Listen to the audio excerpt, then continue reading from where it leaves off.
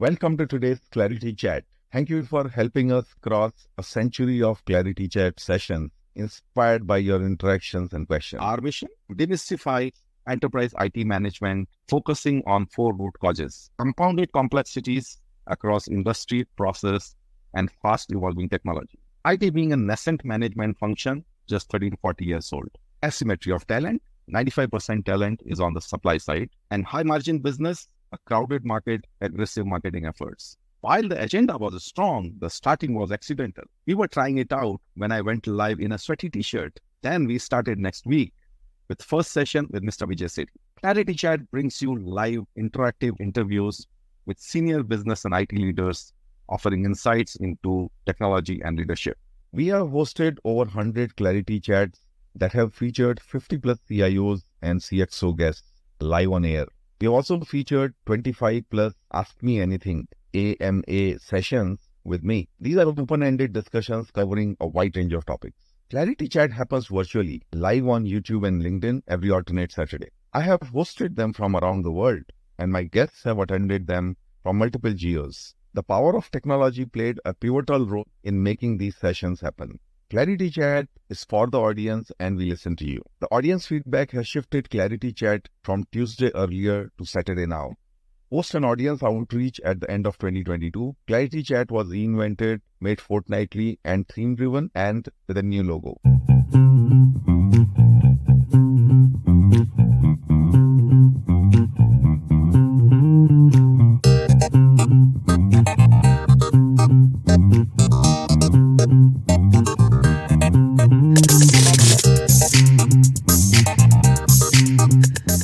Welcome to today's ClariTea Chat.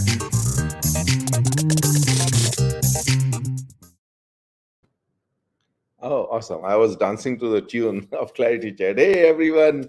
Welcome to the 103rd episode of ClariTea Chat on a topic that defines my career, which is transformation. So before I go on, let me ask all of you, what do you think is transformation?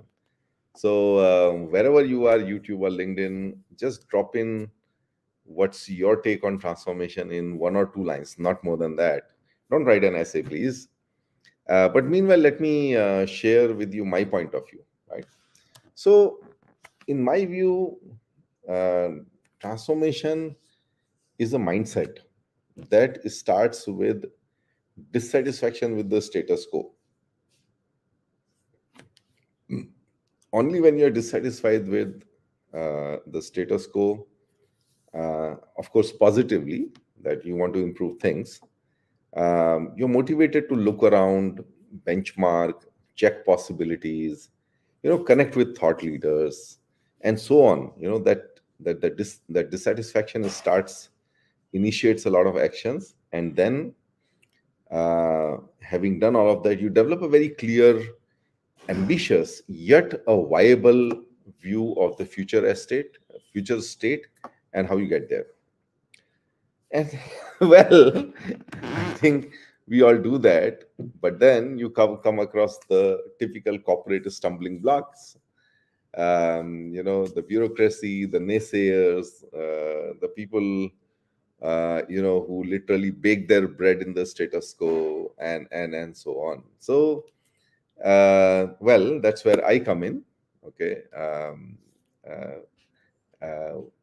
On what it takes to break that, to break that inertia, to overcome the naysayers, to motivate people to take that journey along with you.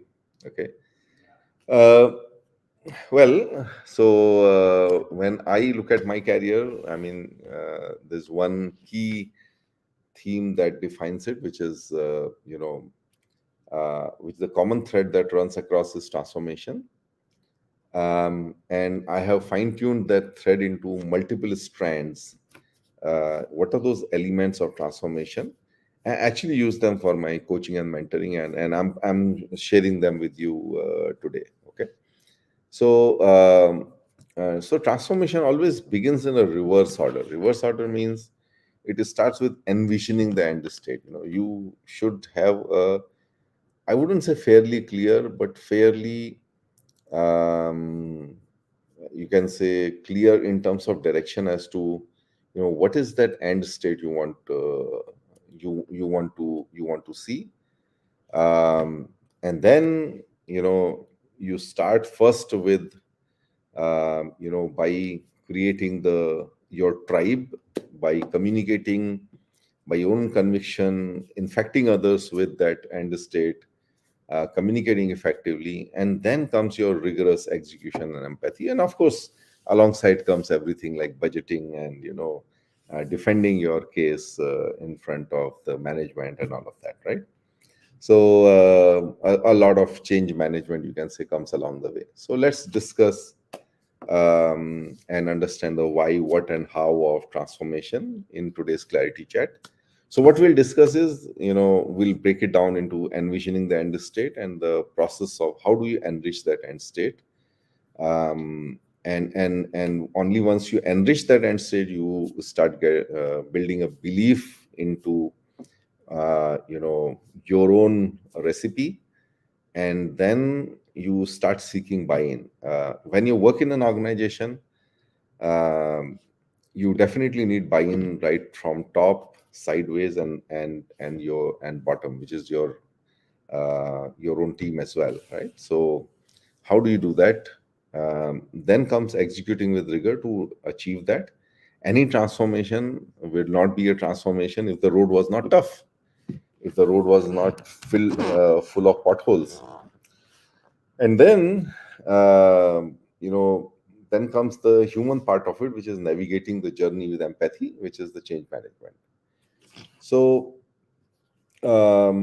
while I share my experiences, I want all of you also to, to share your experiences, the successful ones, the failed ones, the show ones. There are many transformations which are like, which are for the show, but when you go behind, it's like a Bollywood set. That, you have a nice facade, but piche jhadi rehta hai. There are bushes behind the doors. So we have all flavors of it. So yeah, I'll be happy to discuss all of them with you, and then maybe, like, bring in my, um, you can say, gray hair to make sense of some of these for you. If you're struggling with one that you're trying to execute yourself, yeah, please ask that question.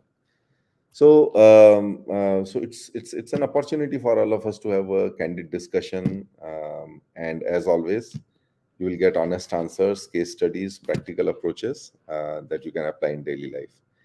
So, before I go forward, I already see quite a few questions pouring in. So I'm like, okay, so this is something interesting I picked up. Okay.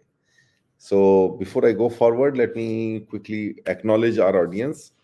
For me, it's speaking to a computer, but I know it means a lot to a lot of you, and that's why I sit in front of a computer and talk it out and interview people.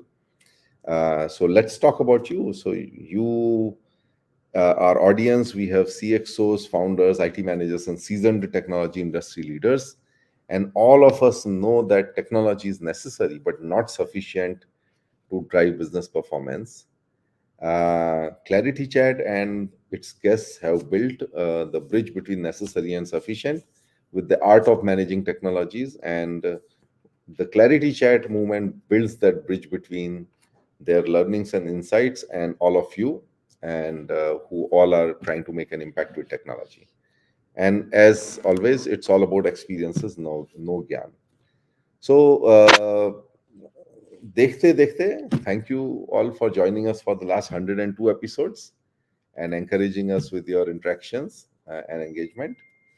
So let us see who we have here. And before I go forward, may I request all our audience to share your names and where you're joining from in the comment box of LinkedIn or YouTube.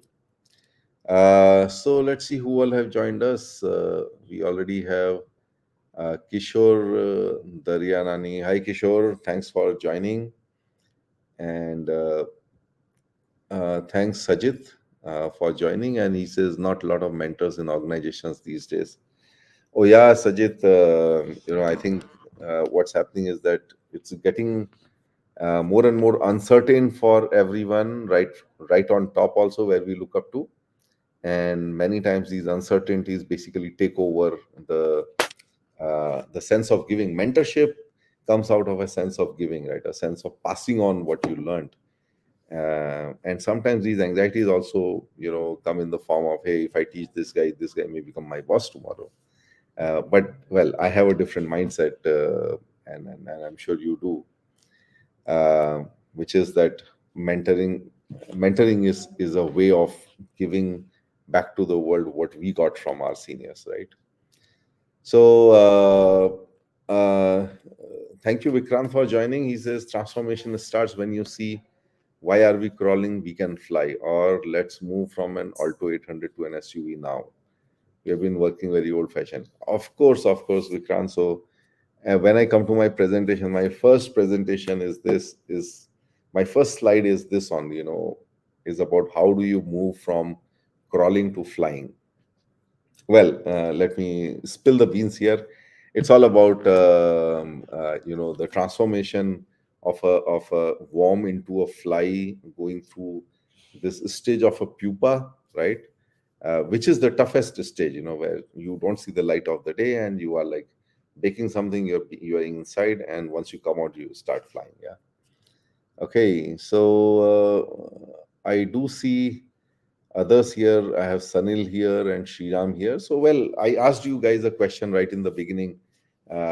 What is transformation? And that's what Vikrant answered. So we have some other answers here as well. Uh, some takes here. Bhupendra says, "Hey, thanks, Bhupendra, for joining." He says transformation begins with dissatisfaction with the status quo, or positive factor like desire to improve or innovate or opportunity for growth. Absolutely, absolutely. It starts with a desire. It starts with a dissatisfaction. So let me start sharing my presentation here.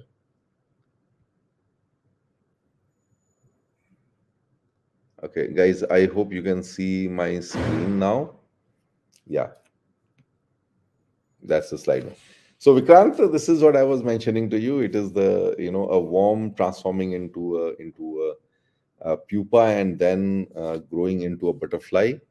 So the literal meaning of transformation is a complete change in appearance or character of something or someone, right? Um, exactly matches with yours. So let's. I mean, yeah. For all of you who have joined in the meanwhile, please share your take in one or two sentences about what you think is transformation. Okay. And as Vikrant says, you get the wings to fly from crawling. But when you look at it from an organization's point of view, the only additional thing I want to add is that um, until your stakeholders, whether it's your employees, customers, suppliers, dealers, unless the change or the impact is felt by your stakeholders, okay, you cannot call it a transformation. Okay. Well, there are lots of initiatives which happen. You do something with your technology, you do something with your processes, but unless there is an external impact that is created, um, I would not call it transformation, right? So the transformation is validated when the external world says, oh wow, this organization has changed or transformed, right? So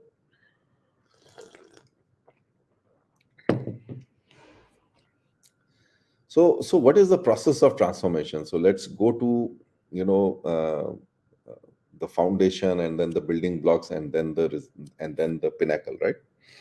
So when you look at this chart, the foundation is not actually what you do. Through multiple transformations that I have led, it's always about like how strong is your vision, how strong is your belief, and how well you have developed it. Because as I said, the road is tough, right? I mean, any one of you who has done high altitude trekking to, let's say, Everest base camp, or I mean, I trekked to Kailash Mansarovar. I think there are multiple times in the journey when you get into that, you know, uh, decision point. is it worth continuing? Is it worth following on? Is it worth giving my sweat, blood, my efforts, and my, most importantly, my time to this? I think those are the times when this foundation gets tested. That how strong was your belief into what you envisioned into the future, and how well you had developed it. That despite things going wrong, despite the stumbling blocks coming in, that it still will happen, right? So um,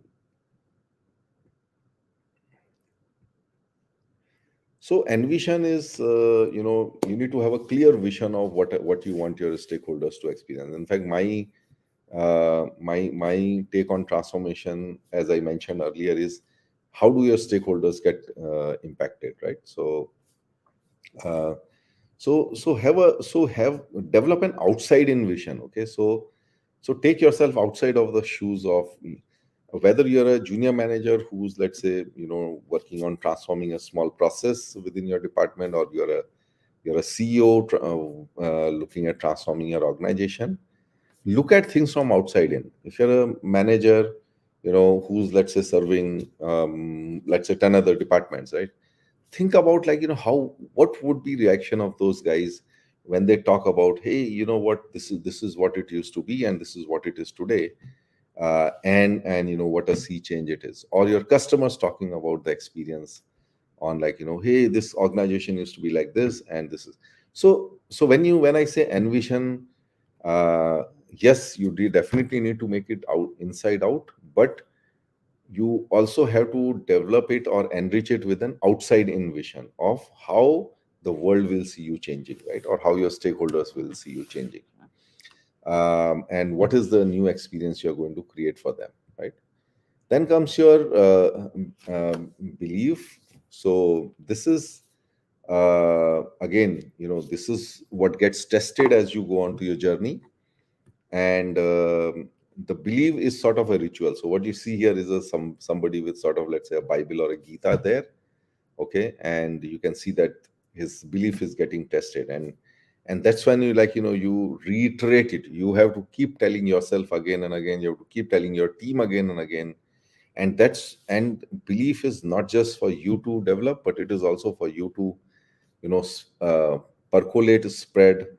And this is where, like, you communicate your vision and develop the belief for yourself and others.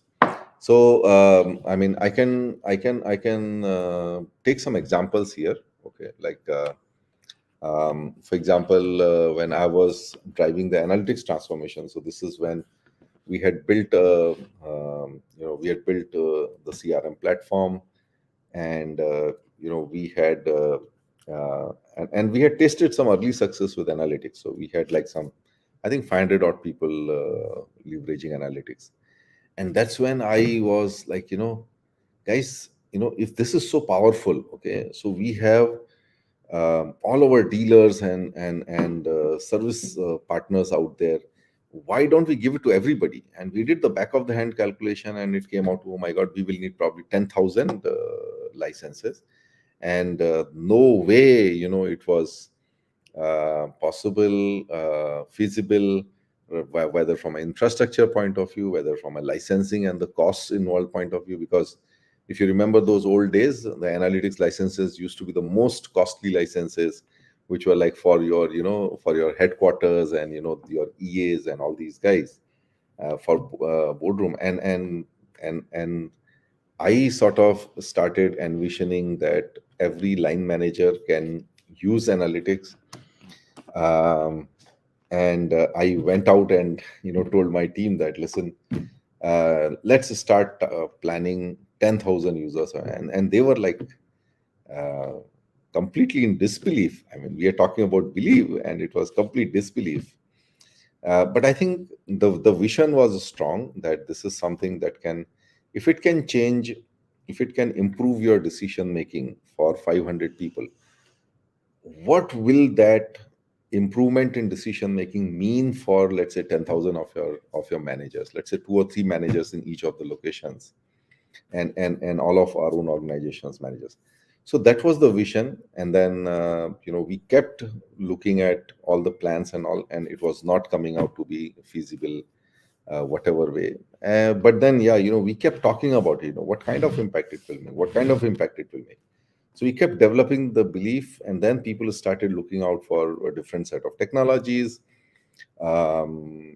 Sometimes around that journey, the cloud equations started forming up, and this was like continuous pushing, right? Then comes your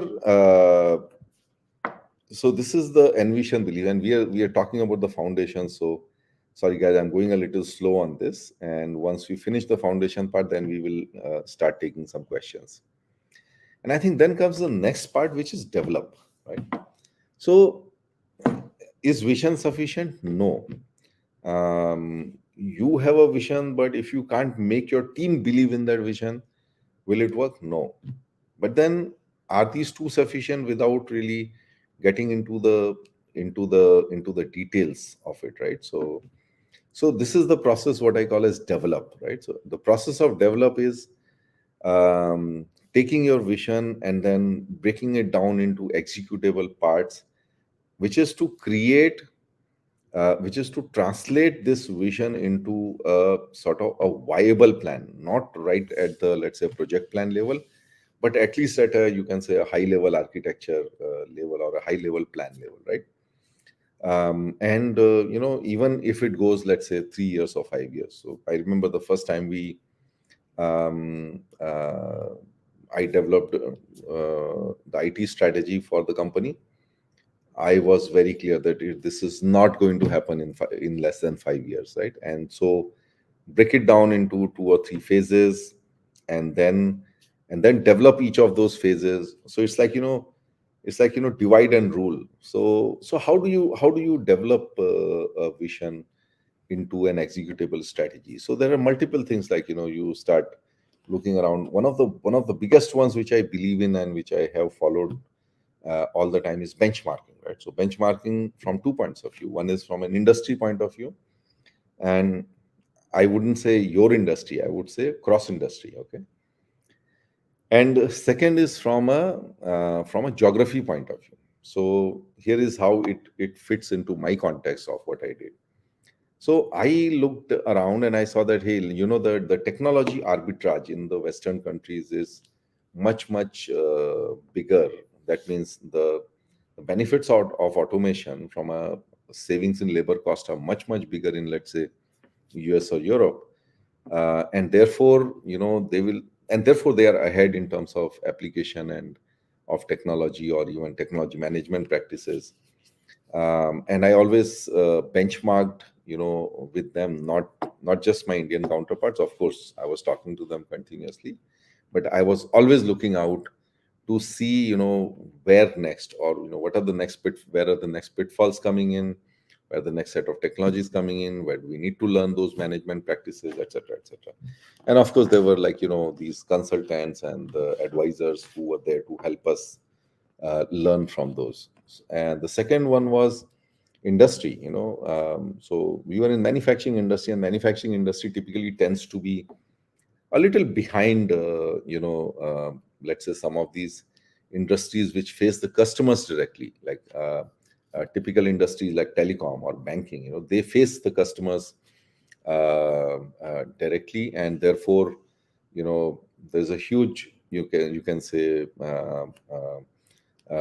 play between what the initiatives that you take, the technology initiatives that you take, and how your customer experience will change, or how your customer retention, loyalty, etc., will change, right? So I was always looking at those industries, and they also work at a scale which is much bigger than the scale at which manufacturing works, right? Manufacturing, I mean, let's say, for example, automotives are expensive products, right? So not everyone owns an automotive, but probably everyone has a bank account, everyone has a mobile number, right? So when you look around to other industries, I think about whichever industry you're working in, there is an industry out there which is ahead of you. either an industry or a company which is ahead of you in some or the other facet of customer experience or a supplier experience, etc. And those are the areas to look at. So again, to give an example, when we were looking at this, when we were transforming our customer experience from a dealer driven experience to a direct company driven experience, after having implemented CRM, and when we are looking at the next era, I actually requested one of somebody from a large bank who I had met in a conference. I requested him that can I and my team visit their customer fulfillment center. And this was, I think, way back, if I'm correct, in 2007 or 8, or even before that. A team of 5 of us actually went there, looked at the contact center practices. They were receiving hundreds of thousands of calls almost on a daily basis. They were sort of working on that entire transformation towards a self-service driven banking. The mobiles were not out that till that time. We also looked at the fulfillment center, so the curiosity was that, hey, if these guys are sending mm, millions of credit card statements on a monthly basis, again, this was not that digital a world at that time, then how can we learn from them, and how can we start, let's say, even starting a customer newsletter, right? So what kind of practices, processes we'll require? So this is that process of benchmarking, you can say best practices, finding out KPIs. Many times we have done programs where we have actually asked anytime I have done a large program or a transformation program, I actually gone out to the partner and asked them for, hey, what are the outcome KPIs that will be impacted, and how do we benchmark? I mean, what are your benchmarks, global benchmarks for these processes or KPIs, and how do we compare with them, right? And some of these, actually, when you present to your when you present it along with your vision, this is the ground picture, the benchmarks, the best practices, all that detailing out that you have done. This is what actually then builds conviction amongst the rest of the organization. Okay.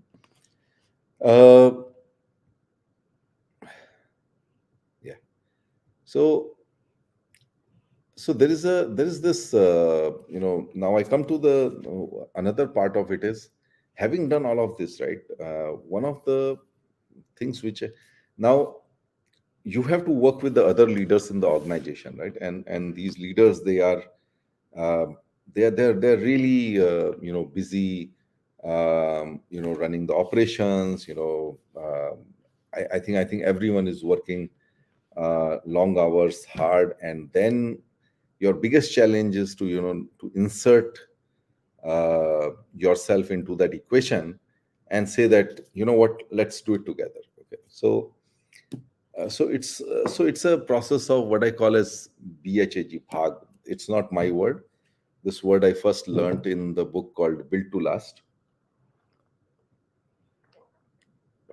Now, Built to Last is a book about building long-lasting companies. So it's a study of more than 100-year-old companies, and what makes them different, what makes them sustain themselves, overcome disruptions, technology disruptions, geographical disruptions, and continue working. So and one of the things these companies do is that, whenever they come across a disruption, they actually bring out a BHAG, which is big, hairy, audacious goal, which on the face of it looks unreal. Okay. But then it also fires up the imagination of people. So when I talk to my business leaders, being a CIO, I never looked at leading the business initiatives, leading those transformation initiatives myself. I knew very clearly that the empowerment is always with the business guys. If you really want to transform service or transform sales, that transformation can only happen when the head of that function goes after it. So my job was that of Chanakya, of motivating these leaders to go after those goals. Okay, so that's where now think about, like, this envision, believe, develop. When you have done these things, and it's not about you being in IT or any other function. If you do this, it actually makes, it actually builds that foundation for you, where anybody who needs to contribute, any leader, top or middle, whoever wants to contribute, I mean, whoever needs to contribute to your initiative, right?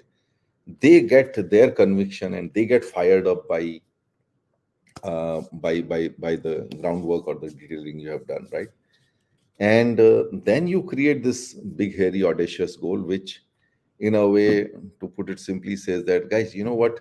This is like way too difficult for us to do it. Okay, so I've told you all this, but I don't think this can be done. And that really fires up, that sort of, challenges the professional ego of these big leaders. And they're like, how can it be? And that is what really is required to pull them out of, their day-to-day busyness. And that this is what gives them, like, a purpose which is much bigger than, running their operations. So just to give you an example, um, you know I mean, I wish I could name the organizations and the people and all of that. That really makes it so much real. But I think some of it you will understand. So um, I got into a steering committee of a group company for some initiative, IT initiative, large IT initiative rather. And I attended the first steering committee, and I said, guys, gosh, we all should be doing it together. I mean, this was a large group. I mean, even though you look at it as a company, but it is a large group in itself. I said we should do it as globally as a group. We have at least about 15 odd companies, all within the same industry. But then all the numbers were against us.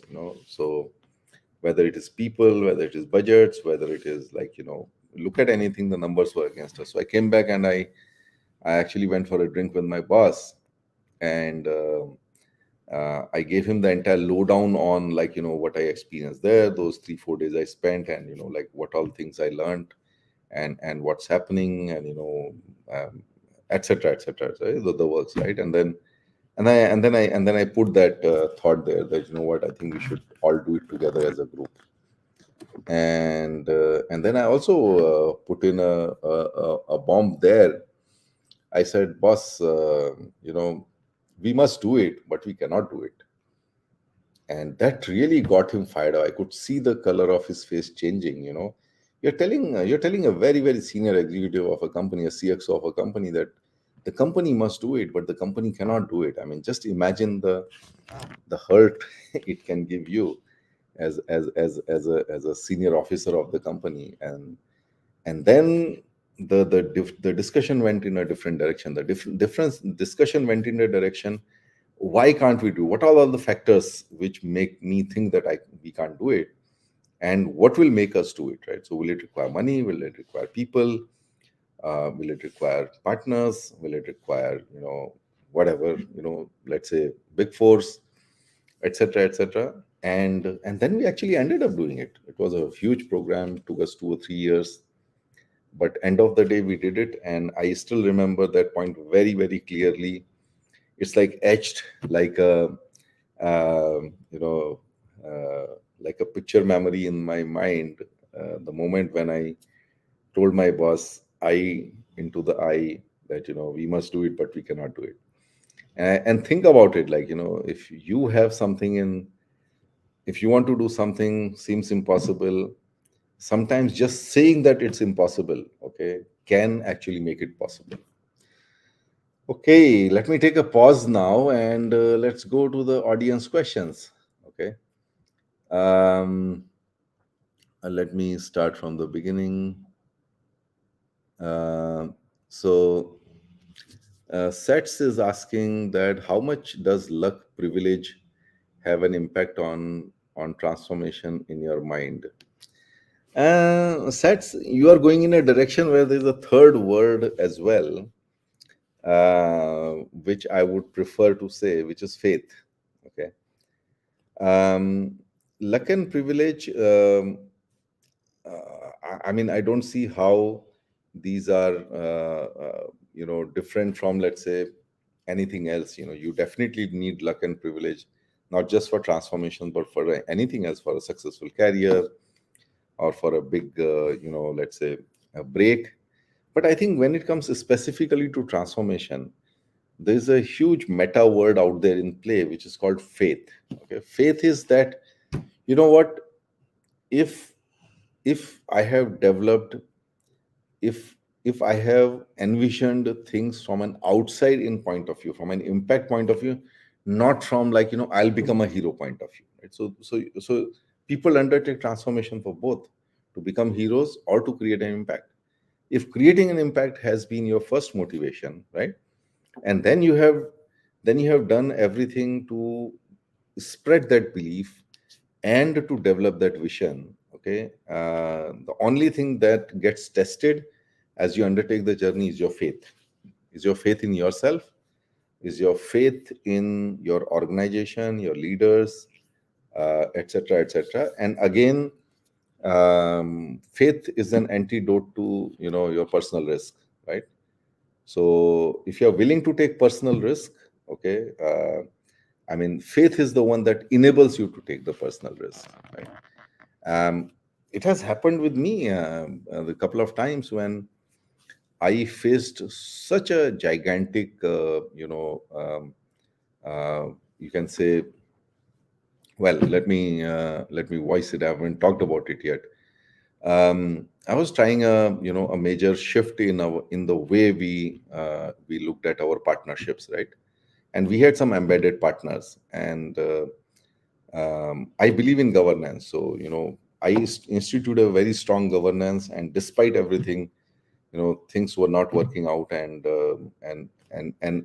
I discussed with my boss, and I said, boss, we want to, like, we want to rejig the whole architecture, our talent architecture, in terms of, what we build in house, what we build with partners, etc., etc.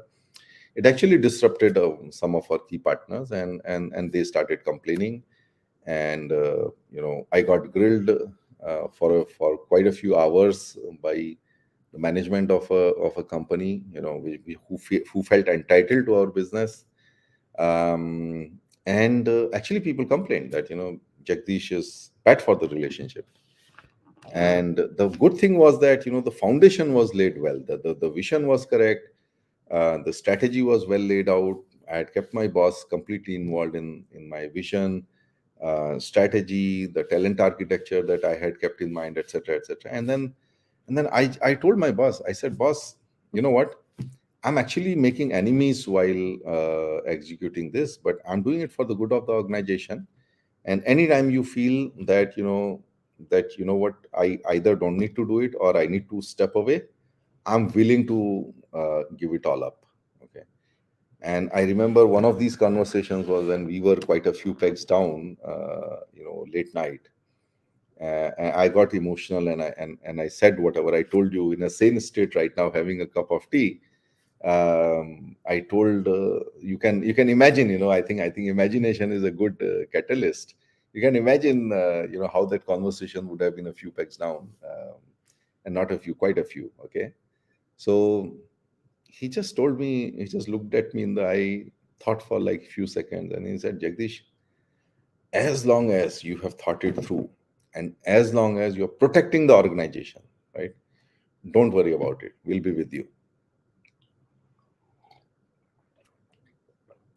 So Sets, I hope clarifies something. But if you have a follow-up question, definitely send it across. Okay. So the next question is from Sajid about how important is change management in transformation. Oh, absolutely, absolutely, absolutely. Uh, cannot be overstated. Cannot be overstated. So Sajid, let's again, you would find everywhere when I write, when I, even in my profile, you would find the first principle, right? So I go by first principle. So what is the first principle of change management? the first principle of change management is empathy, right? Why would you even think of change management if you're not thinking of about the stakeholders, about whatever you are doing?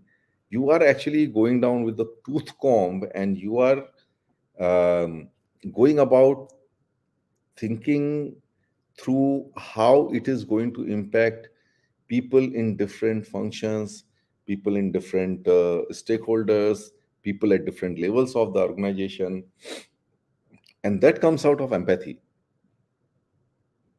So so if you care about people, right, you will undertake a conscious change management exercise. Well, change management is a different subject. I have actually another ClariTea Chat AMA session which was on change management. You can look it up. Vinay, if you can make a note of it, please, in response to Sajid's question, if you can just put that link of the change management session there, that would be helpful. Thank you. Yeah, so you cannot understate, you cannot ever do more change management, right? So it will always be um, uh, relevant, important, and it comes in different flavors. In my change management session, Sajid, you should look at it. If you care about change management, it has different flavors. How do you do change management on adversarial stakeholders? How do you do change management on, let's say, on your peers? Or how do you do change management for leaders? Like, for example, what I just now told you about, you know about this big hairy audacious goal. This cannot be done, to your leaders.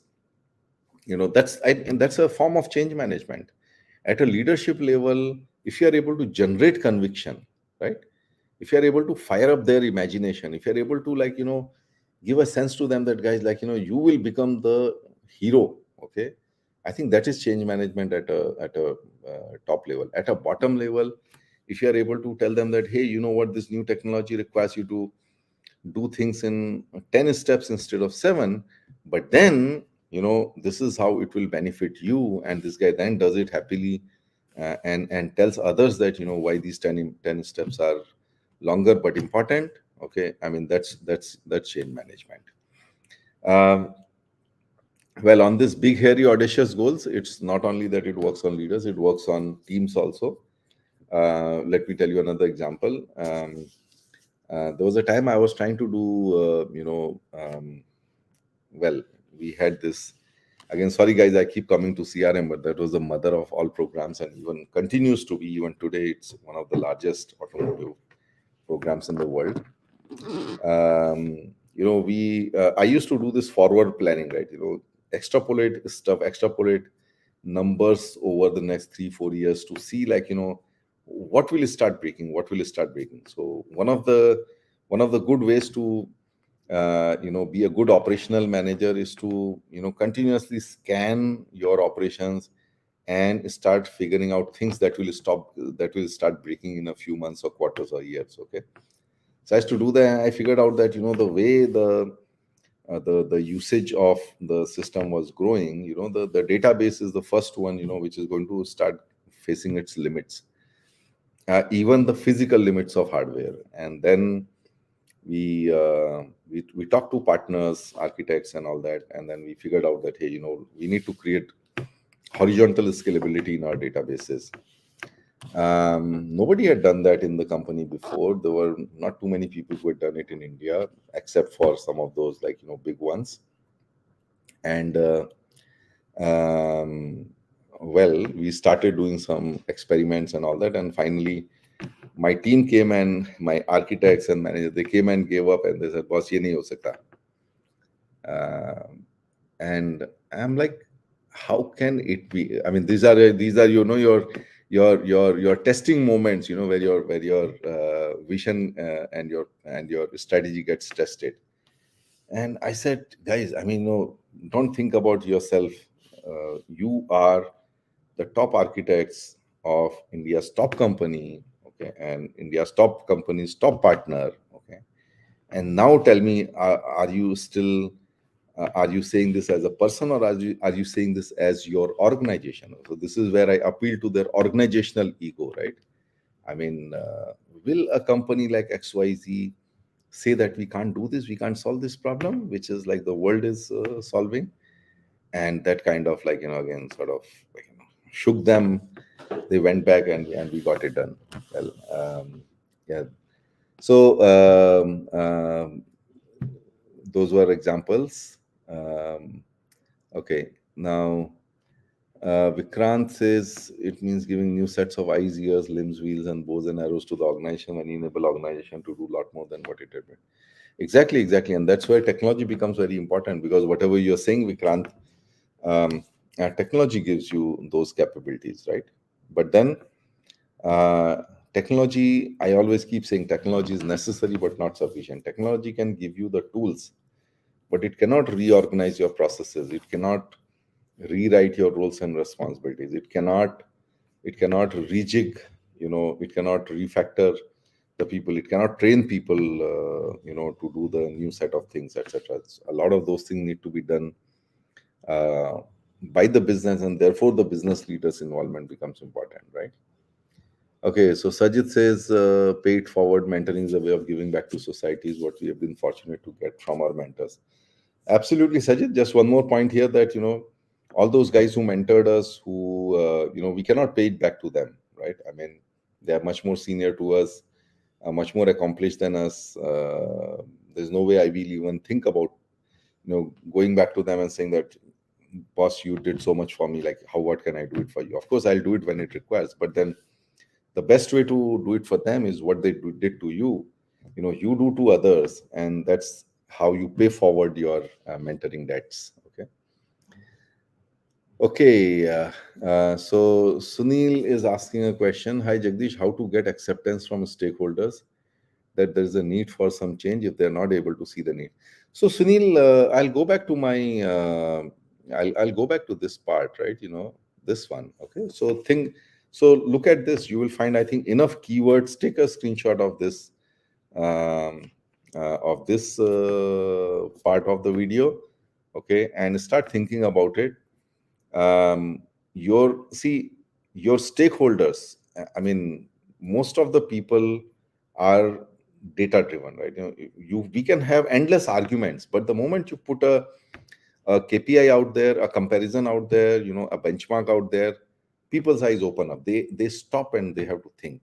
Okay, so my suggestion is that your own process of developing your plan, of developing your strategy in terms of the KPIs and numbers and benchmarking, there's enough data out there. Go look at it, you'll find it. Okay, so the data says you need some change. Somebody says, hey, you know what, I mean, we have a first time first we have a first fill availability ratio of 80%, and it's very good. Why do we need this new spare parts planning software? Somebody, like, will tell you, and just show him that, hey boss, in our industry the first fill availability ratio has to be 95%. That's the benchmark. The top 20 percentile offer industry works at 90%. The best is 95%. And okay, well, now if you say 80% is good enough, good enough. I leave it to you. Do you think they will still continue to ramble about that? Well, a lot of rambling that comes from these stakeholders that you're talking about, Sunil, most of them are talking without data. Okay, bring the data, you'll see things start moving. Okay. Okay, so we have Sriram Vishwanathan saying that meaningful transformation emerges from an existential crisis. I feel the real challenge comes when you already are flying, but you think you can fly higher, but somehow something seems to be holding you back. Sriram, I absolutely agree with you. The meaningful transformation emerges from an existential crisis. Now, this existential crisis, most of the time, doesn't happen like this, right? Doesn't happen in a month or in a year. Most of the businesses out there, why do you think businesses die in a few decades? Most businesses have life of about three to 4 decades. Okay, even those Fortune 500, you can see those studies. So what's happening is that the environment is changing slowly, and it's like, a frog being put in water that's heating up slowly. and then it just dies, thinking that, oh, you know what, I mean, it's just incrementally hot. It's just incrementally hotter. So now it's a great point that you made. Existential crisis. Either this existential crisis befalls you, that means you make a big loss, and you are like finding it hard to pay your debtors and all of that. That time you will not have even money left for transformation. Okay. So this existential crisis has to be created in people's minds. Okay. So I remember, when I was a young manager at Tata Motors, our one of our visionary bosses, Mr. Abhikant, who retired as the vice chairman of Tata Motors, he created this existential crisis in people's minds. I mean, he would really give a compelling, he will articulate very compellingly that how, where we are today, if we don't change in 5 years, I mean, we can be dead, right? And why? That why was very important. It was like, the European players at the Indian market is opening up. The European players are coming in. The American players are coming in. The Korean and Japanese players are coming in, and so on and so forth. Again, it is like, all about using data to show a very, very clear picture that this existential crisis is not very far away. Either you have an existential crisis today, which is probably too late, or you create an existential crisis a few years later, which is what kickstarts the transformation now, right? Okay, so Sajid says, implemented two ATS transformations in my career, even though not an IT person per se. Both cases necessity drove it. Of course, it comes out of necessity, and many times, Sajid, you have to create the necessity. In my own case, when I became the CIO for Tata Motors, I mean, everything was working fine. Yes, there were hotspots, primarily operational, but when I had to um, when I had to drive transformation, I actually looked at the process was actually very simple. Um, Now it seems, but it was not that time. I just looked at the business strategies of our different business units, the car unit, the truck unit, the international business, and we just looked at what these guys want to do in the next 3 to 5 years. And then we asked a question, that, which of these initiatives will uh, struggle because the technology to scale up these initiatives is not there. And believe me, there were quite a few reds out there, and the whole case for investing in technology, investing in talent, investing in an IT strategy, etc., actually got made out of that a very simple exercise of where all your strategy will not get executed because our technology landscape is not ready, right? So yeah, so necessity either is staring you in the face, or you create that necessity. And when you are a leader, you generally create that necessity going into the future. You have to create that necessity that, hey, you know what, 4 years from now we are going to need it, or 6 years from now this is going to happen, and we will be need. So that is what creates that force that drives people, right? Okay. So Vikrant says the word transformation instantly raises a fear of disruption for the promoters. Don't stir the settled waters. That comfort zone is hard to pull people out of. Vikrant, very, very right. And I want you guys to, like, look at our, to view our 100th Clarity Chat, which was a very, very powerful session. And one of the questions, one of the findings of that survey that we discussed there was this only, that, um, that, yeah, there is a huge inertia out there. 70% of the people think that the management team is not ready. 60% of the people want the status quo to continue. And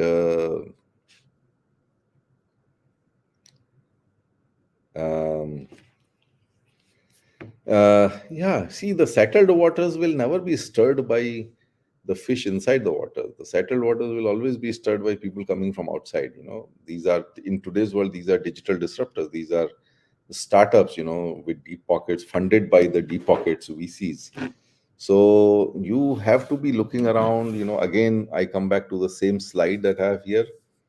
You have to be doing this slide, you know, referring to this slide and checking out what's happening in the world to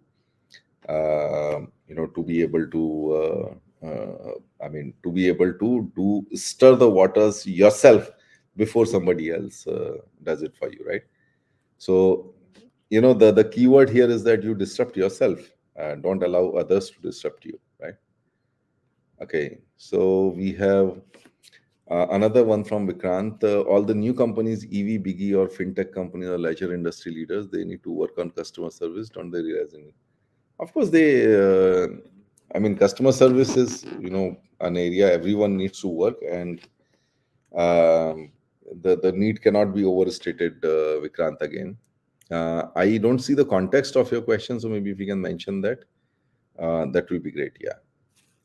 So, Sriram. Sriram says that change or transformation has so many layers. There are changes that are organic, they could be incremental, it could be more radical, or maybe totally exponential.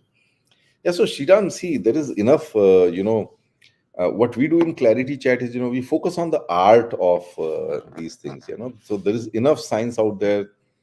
I'm sure you have, tons of books on change management, tons of books on transformation. They'll tell you all the layers and sub layers of transformation, and they will tell you the science of it, right? So what we discuss in these sessions is typically like, a leader's some sort of a personal view on, like, how you do this, what kind of mindsets you require, what kind of principles you need to apply, and I hope that's where it complements it does not challenge the science of whatever we discuss here, but it complements those things by bringing in, a certain, you can say, leadership dimension, or an attitude dimension, or a mindset dimension to those questions, right? So, guys, I still see a lot of questions. So maybe we are running out of time now. We are another 5 minutes left. So let me complete the presentation. And what we will do is, if all of you agree, just give me a thumbs up on LinkedIn. We will do a follow-up session where I can actually bring in, some very, very specific case studies on transformation. Okay. We have one planned next week, which is with a chief marketing officer and a coach and a CIO coach. That will be on 4th of November. So probably the one after that, which is for about 18th of November, we can actually do another one on transformation. Meanwhile, you guys can send me personal messages, what you want to discuss. If any one of you wants to, like, come on the chat with me in the studio, let me know, don't hesitate, and then we can have a discussion, right? Okay, so let me finish my presentation, guys. I made and when I made this presentation for all of you, so let's go through it. Well, yeah, so we talked about communication. I think communication, again, cannot be overstated, a part of change management. um, the only thing that I want to mention in communication is that communication doesn't have to be, what we are doing, right? Um, Again, if you look at the first principle of communication, the first principle of communication says communication is effective not when you have said things effectively, but only when the other side has received what you said effectively, right? So communication has to be, again, tailored to the audience that you have. So in any large transformation, you will have different stakeholders. You may have, let's say, employees, you may have managers, you may have leaders, you may have, let's say, your suppliers, your dealers, your customers. The communication has to be tailored to each one of them from the point of view where they would be best able to understand the transformation. And it doesn't have to be sugar coated, it must have realism. That means You must say what we are doing, but you must also mention what are the challenges or what is it that they have to do. Like, for example, if employees have to be told that, guys, you have to do 7 steps instead of 5, but then I'll give you, like, 3 more powerful reports. Okay. Both of these dimensions have to come in, right? Um, then comes execute. Okay. So execute rigorously. I mean, this is the most important thing. Whatever else you have done, the real credibility, the real trust, the next transformation that you want your management to invest in will come from rigorous execution. Okay. Well, again, let's come back to some of the, as I mentioned, as I keep mentioning, the some of the lesser said or lesser discussed things around around the topics that we are discussing. I think the first one is, you know how do you build uh, skills and the team, right? So you have to identify the skills and build the team. So again, when I look back at my different transformation roles, the most important consideration before you really hit it big on on starting off something is to very, very carefully identify the key competencies or the key roles within the team, fill up those roles, be rigorous about identifying the partner or evaluating the right people from the partner. Okay, and get this talent equation right. Okay. Most of the times, the stumbling blocks for you will come when you don't have the right people in the team. Okay. Then the next thing is that, again, something which very few people take care of is the culture. Okay. Now, this is where whoever is the leader, let's say you are the leader, your most important job is to create the right culture. Why is culture the importance of culture cannot be understated, cannot be overstated. But why building the right culture is difficult is because in today's world, you will not have a team which is a single organization team, right? So you will have multiple organizations in the same team. You will rather be, I mean, on the face of it, it will look like, hey, this initiative has this team from this organization, this team from this organization, this team from this organization, right? And those boundaries are the cancer.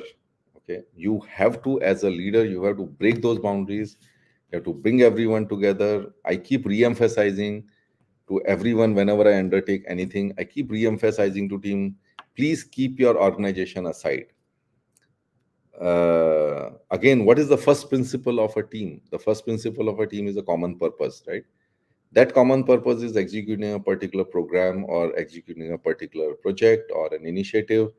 Anyone who's contributing to that purpose is part of the team and is welcome with open arms, right?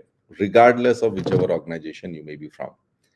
And that has to be demonstrated by the leader, and that's when it basically percolates to the rest of the team. So that's on building the culture across teams, across organizations. Okay. And then, yeah, finally, plan. I mean, to on this, I just see that I'm 2 minutes over, so I want to quickly finish it now. Well, I think the previous slide is, like, executed in these two ClariTea Chat sessions on. So we had these two ClariTea Chats on program management hacks. One, and then given the response of the first one, the second one. In the first one, was more about the principles and the high level, and then people gave a feedback that, we want to know what exactly are those, things that you do at an Excel level or at a PowerPoint level. So we actually did the second session, and it's all about execution. How do you execute rigorously? You know, project plans, trackers, control sheets, converting various types of activities into KPIs and all. That's what we talk about here, right? And finally, last but not the least, never be on a project mode continuously. You have to come out of the program mode. You have to get into an operations mode, because one of the most important things that happens when you come into the in the operations mode that you need to institutionalize as part of this transition is the continuous improvement. See, everyone will cut you some slack, or everyone will give you some buffer zone when things are not perfect when you go live, right?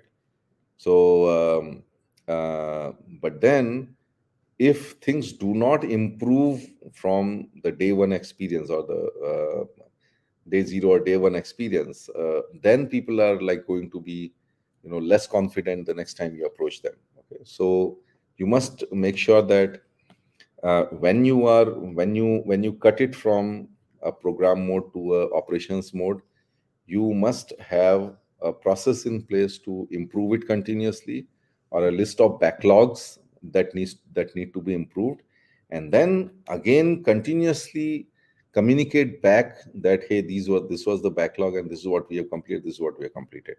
Now, from a credibility point of view, the credibility comes from what you do in operations, not what you do in a program, right?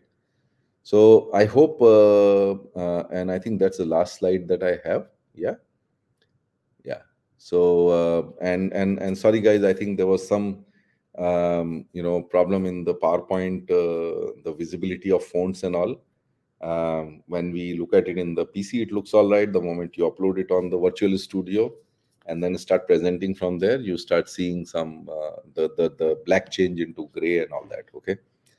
I hope it was useful. I see a lot of comments here. I'll go through them later on. Right now, in the interest of time, we will close here. And of course, we will do a follow-up session on 18th of November on this one. So, guys, anyone, all of you whose questions are unanswered or who have more questions coming out of this session, please ask them. Again, as I said, we are not discussing. We are discussing more of the art of transformation rather than the science of transformation. But then, of course, bring in your questions from whatever you have read about the science as well, and we'll discuss it. There's one question about the change management. We'll put the link out there, but then we'll also cover change management in the next session. Okay. So yeah, just to summarize our session, um, we discussed about, like, what is transformation. We said, like, unless the impact is faced by the stakeholders, we should have very clear cut criteria for transformation, that it must impact the life of your stakeholders, right, outside in. And therefore it starts with envisioning. The vision has to be both inside out as well as outside in. Okay. And then you develop it in sufficient amount of detail to develop that belief, and this is the foundation that will keep getting tested as you walk on the path of transformation. Therefore, build this foundation of envision, believe, develop very, very strongly, not just with yourself but with your team, right? So there were some questions around it, but the most important here is the develop, which is do benchmarking, best practices, developing KPIs, creating a picture which cannot be challenged, right? Which basically sort of like creates that solid data driven case for transformation, right? Um, we talked about the big, hairy, audacious goals, BHAGs. BHAGs is one way, a tested way by me. I have used it multiple times. It has worked all the time. Is to gain the attention or gain the time commitment from your senior stakeholders, senior leaders. You have to show them something which is far more compelling than their operations, and that's a big, hairy, audacious goals. Many a times it comes in the form of, guys, you must do it, but you cannot do it. You don't have the time, you don't have the resources, and just challenging them with the statement that we must do it but we can't do it. Okay. We talked about luck and privilege, but then I answered that question that we need to have faith, which will keep getting tested when you're executing your transformations. We talked about change management. I referred you to another of my change management sessions. Then Sunil asked this question about, the stakeholders not being able to say the change. So again, we go back to the question of develop, which is best practices, benchmarks to make your case. And then we talked about existential crisis, and we said that existential crisis is going to happen to everyone. You rather create it yourself in advance than, for it to really happen. By that time, you will be completely bone, bone thin to be even able to have some money for transformation. So you better create it in advance, okay, by doing that outside in thinking, by doing that process of developing the case for transformation. And as we said, the settled water will never be disturbed by the fish in the water, but by somebody outside. And there are enough outsiders coming to disrupt all the industries, right? Then we discuss about a very important principle in communication, which is to focus it on the audience, to tailor the communication to your audience. And the effectiveness of communication should be measured by whether you are able to get across to a particular stakeholder or not, right?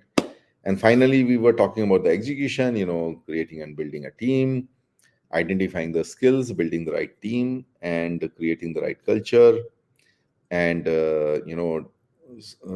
chipping away on the organizational boundaries within a team to create, that one team culture, right?